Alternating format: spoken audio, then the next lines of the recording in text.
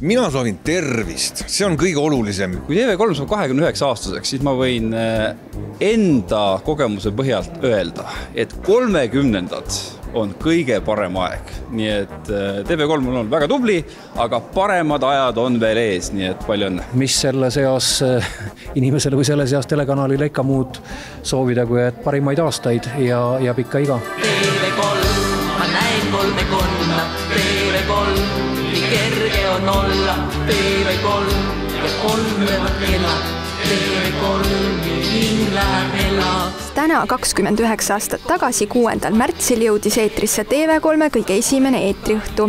Alates sellest ajast on telekanal pugenud jäädavalt televaatajate südamesse. Täna on meil tõesti rõõmus pidupäev kontoris, sellepärast et TV3 on tõepoolest 29 aastat pakkunud head meelelahutust, olnud kasvulavaks talentidele, hüppelaud meelelahutusmaailma.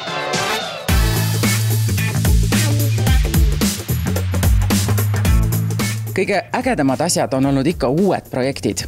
Ja üldse teletöö on selline, et iga hooaeg on nagu uus amet. Ja mulle meenuvad, kui algasid rahvusvahelised realitid, Džunglistar, Robinsonid, üle Baltikumi, mis kõik juhtus. Koit Toome oleks peaaegu hinge heitnud seal džunglis. Farm, kus tekkis hästi palju igasuguseid tõsielustaare. Võtame Lihtne elu, Triin ja Sille esimest korda, 2 blondi viidi maale. No selline sensatsioon. Tõsi, nalja ja naeru on nende aastate jooksul olnud palju.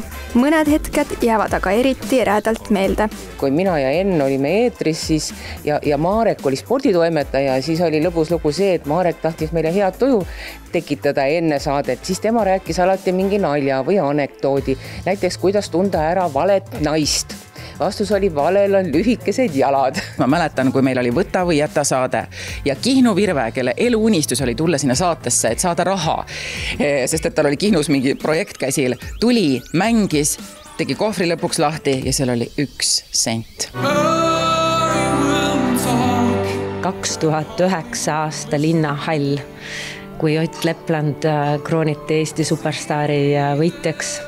Et need emotsioonid, need tunded, Tallinna Linnahall oli rahvast täis.